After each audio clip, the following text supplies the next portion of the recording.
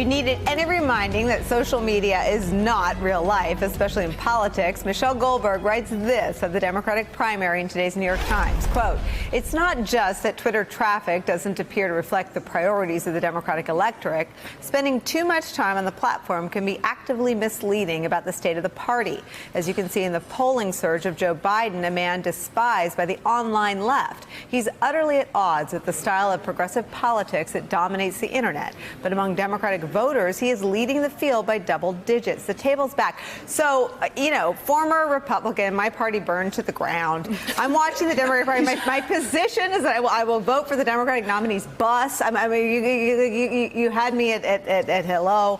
But I want to know what happens between the trail and Democratic Twitter, because people come and they're, oh, Biden's going to fail, Biden's going to burn out. You go everywhere, I go to a grocery store. I live in New York, obviously. People love Biden. What's real? I mean, the demographic reality here is that Biden pulls in older communities, older people of color, and particularly because he was Barack Obama's VP, and he is in great standing, still known as Barack Obama's VP. Now, what's going to happen now is when he takes the debate stage and opens his mouth about defending his 40 years in service and some of the eyesores that he has there, or even really distinguishing himself as a presidential candidate in his own right, that's where we're going to see a shift here. Right now, he's riding high off of name recognition, though. Right, he's safe. Trail? I mean, he's the known commodity. On the trail, it's interesting. I mean, at some of the younger candidate events, I had a woman say to me, like, does Joe Biden know how to use can he text? Like, is he so there are some older voters who have that concern, and I don't mean that to be glib necessarily, but, there is that generational shift. If it's Joe Biden or anybody else in the younger generation, you're having a different conversation. But yeah, look,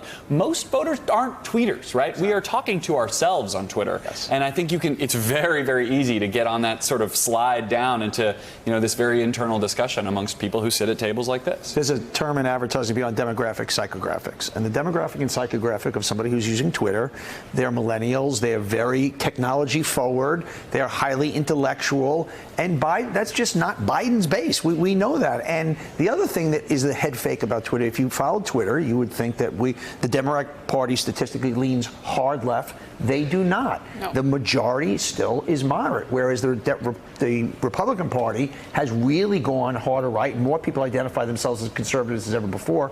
Less people identify themselves as liberals than ever before. So it's the medium and not the reality. So let's not judge what's happening on the I'll be a little bit of a contrarian here, though. What Twitter does show us is the passion quota. And you go back to 2016. Passion quota. No, but you go back to 2016. I think of 2016, and I think of all the focus groups where I heard warm support for Hillary Clinton and electability, and they had to vote for, oh, yeah. And it just. Hey there, I'm Chris Hayes from MSNBC. Thanks for watching MSNBC on YouTube. If you want to keep up to date with the videos we're putting out, you can click subscribe just below me, or click over on this list to see lots of other great videos.